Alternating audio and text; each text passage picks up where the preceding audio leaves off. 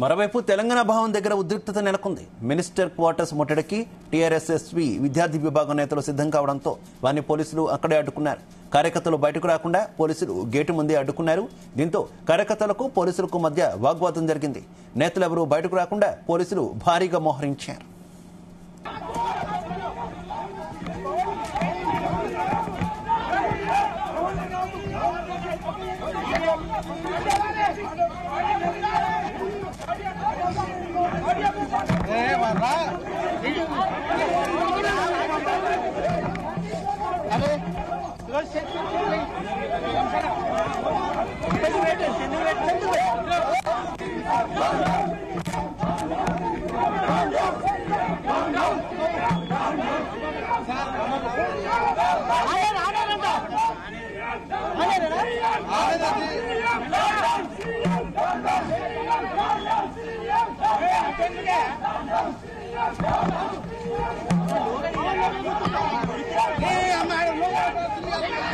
ఇదే విషయానికి సంబంధించి మరింత సమాచారం మా బ్యూరో చీఫ్ నరేందర్ అందిస్తారు. నరేందర్.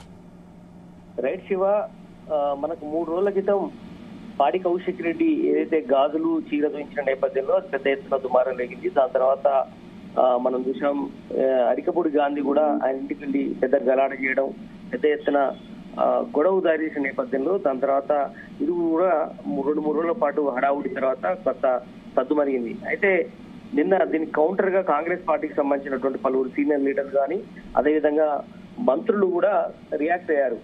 ఇద్దరు బీఆర్ఎస్ లీడర్లకు సంబంధించినటువంటి ఎమ్మెల్యేల పంచాయతీ కాంగ్రెస్ పార్టీకి ఎట్లా ముడిపెడతారంటూ శ్రీధర్ బాబుతో పాటు పొన్నం ప్రభాకర్ కూడా రియాక్ట్ అయ్యారు.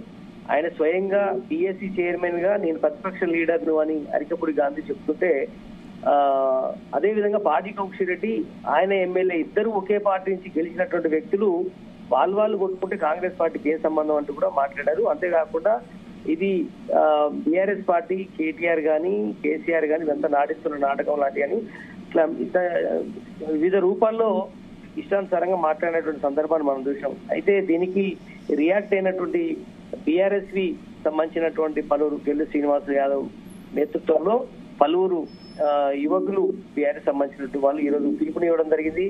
ఈరోజు తెలంగాణ భవన్ లో ఉదయం 9 గంటలకు అందరూ కూడా సమావేశమయ్యారు. మినిస్టర్ క్వార్టర్స్ కు ముట్టడించాలనేటువంటి నిర్ణయానికి రావడం జరిగింది. అంటే వాస్తవానికి ఎమ్మెల్యే ఎవరైతే ఉన్నారో షేరింగ్ ఎమ్మెల్యే ఆయన కాంగ్రెస్ పార్టీలో ఈ మధ్య కాలంలో చేరారు. మొత్తం ఆయనతో పాటు 10 మంది కూడా కాంగ్రెస్ పార్టీలో చేరారు. కానీ కాంగ్రెస్ పార్టీ ఏం చెప్తుంది, పూర్తిగా బీఆర్ఎస్ సంబంధించినటువంటి ఎమ్మెల్యేల గొడవ అని కూడా చెప్తోంది. ఇదంతా కూడా మైండ్ గేమ్ ఆడుతున్నాయని కూడా ఇప్పుడు బీఆర్ఎస్ పార్టీ చేస్తుంది. అందుకని నిన్న కేటీఆర్ కూడా పాడి కౌశిక్ రెడ్డిని పరామర్శించిన తర్వాత చెప్పడం జరిగింది, ఖచ్చితంగా దీన్ని ప్రజాక్షేత్రంలో ఎండగడతాం, వాళ్ళ ద్వంద్వ నీతిని కావచ్చు వాళ్ళ ఆడుతున్న నాటకాన్ని మొత్తం కూడా తిప్పి కొడతామని కూడా కేటీఆర్ అన్నారు. అన్నట్టుగానే ఇలా బీఆర్ఎస్ సంబంధించినటువంటి నేతలు మినిస్టర్ క్వార్టర్స్ ముట్టడికి బయలుదేరారు. బయటికి వెళ్లే టైంలో వెంటనే పోలీసులు ముందస్తుగా ఇంటెలిజెన్స్ టీం బయటకు వచ్చి వీళ్ళు బయటికి వెళ్లకుండా అడ్డుకోవడం జరిగింది. పెద్ద ఎత్తున ఉద్రిక్తమైనటువంటి వాతావరణం మనకు కనిపిస్తోంది. ఈ విజువల్స్ లో కూడా తెలంగాణ భవన్ బయటనే పెద్ద ఎత్తున వందలాది మందిగా వచ్చినటువంటి బీఆర్ఎస్ యూత్ వింగ్ సంబంధించినటువంటి వాళ్ళు సోషల్ మీడియా టీం ని ఎక్కడికక్కడ అరెస్ట్ చేయడం జరిగింది. కొద్దిమంది తప్పించుకొని మినిస్టర్ క్వార్టర్స్ వరకు కూడా వెళ్ళడం జరిగింది.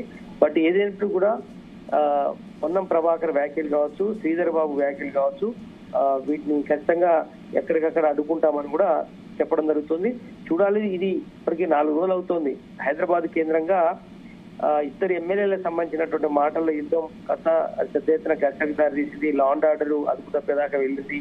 చూసాం, అది సైబరాబాద్ పోలీస్ టీం అంతా మన హరీష్ రావు నేతృత్వంలో అక్కడ పెద్ద ఎత్తున గొడవ జరిగింది. హరీష్ రావు చేతికి కూడా గాయమైంది. ఇదంతా కూడా సీఎం కూడా రియాక్ట్ కావాల్సిన పరిస్థితి వచ్చింది. ఇదంతా ఎందుకు కోసం జరుగుతుంది అనేది కూడా విపక్షాలకు సంబంధించినటువంటి నేతలు కూడా చెప్తున్నారు.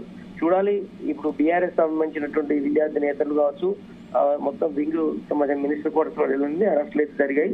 ఇది ఇప్పటికితో ఆగుతుందా లేదంటే రాను మరింత ముందుతుందా చూడాల్సిన అవసరం ఉంది. శివ, మరోవైపు అటు కాంగ్రెస్ పార్టీ నేతలు ఏమంటున్నారు, పక్క మైండ్ గేమ్ ఆడుతున్నారు, మాకు సంబంధం లేదు, ఒకే పార్టీకి చెందిన 2 ఎమ్మెల్యేల వ్యవహారం అంటూనే కాంగ్రెస్ పార్టీ కార్యకర్తలంతా కూడా ఎమ్మెల్యేలతో వస్తూ ఉండడం, వారు ప్రకటనలు చేస్తూ ఉండడం, బీఆర్ఎస్ మీద కామెంట్లు చేస్తూ ఉండడం ఏ రకంగా చూసుకోవచ్చు అంటారు నరేందర్? శివ ఇంతకుముందు మనం చెప్పుకున్నట్టునే ఖచ్చితంగా వాస్తవానికి 7 ఎమ్మెల్సీలు 10 మంది ఎమ్మెల్యేలు పార్టీ మారిన వాస్తవమే. స్వయంగా రేవంత్ రెడ్డితో పాటు పిసిసి అధ్యక్షుడిగా కూడా అప్పుడు ఆయన ఉన్నాడు కాబట్టి ఆయన స్వయంగా కండువ కప్పారు. కానీ ఆ కండువ కాంగ్రెస్ పార్టీది కాదు, అది ఒక దైవ సన్నిధి నుంచి కప్పినటువంటి కండువగా కాంగ్రెస్ పార్టీలో చేరినటువంటి ఎమ్మెల్యేలు చెప్తున్నటువంటి మాట. బట్ కొంతమంది ఆ మైండ్ గా మారుతున్నారు తప్ప వాస్తవానికి కాంగ్రెస్ పార్టీలో చేరిన మాట వాస్తవమే. చేరినటువంటి వాళ్ళలో అరికపూడి గాంధీకి పిఎస్సి చైర్మన్ గా, పబ్లిక్ అకౌంట్స్ కమిటీ చైర్మన్ గా ఇచ్చిన మాట కూడా వాస్తవమే. కానీ అది బీఆర్ఎస్ నుంచి గెలిచినటువంటి ఎమ్మెల్యేలో మా కేసీఆర్ ని అడిగిన తర్వాత పిఎస్సి చైర్మన్ ఎవరికి ఇవ్వాలో డిసైడ్ చేయాలి తప్ప కాంగ్రెస్ ప్రభుత్వం స్వయంగా అరికపూడి గాంధీని చేరినటువంటి నేతకి ఎలా ఇస్తారు అని కూడా అప్పుడు కేటీఆర్ గాని మిగతా నేతలందరూ కూడా ప్రశ్నిస్తున్నారు. కానీ కాంగ్రెస్ పార్టీ మాత్రం మైండ్ గేమ్ ఆడింది. ఖచ్చితంగా ప్రతిపక్ష నేతలకే ఇవ్వాలి అనేటువంటి వంకతో ప్రతిపక్షం నుంచి గెలిచినటువంటి వ్యక్తికి పిఎస్సి చైర్మన్ ఇచ్చారా తప్ప ఆయన మాత్రం ప్రజెంట్ కాంగ్రెస్ పార్టీలో చేరినటువంటి వాస్తవమే. అందుకనే 2 పార్టీల మధ్య దోబూచులాట నడుస్తుంది, మైండ్ గేమ్ ఆడుతున్నటువంటి మాట వాస్తవమే. ఇది రాను ఇది చిలికి గాలివానగా మారి భవిష్యత్తులో ఇష్యూగా మారే అవకాశం కూడా కనిపిస్తోంది.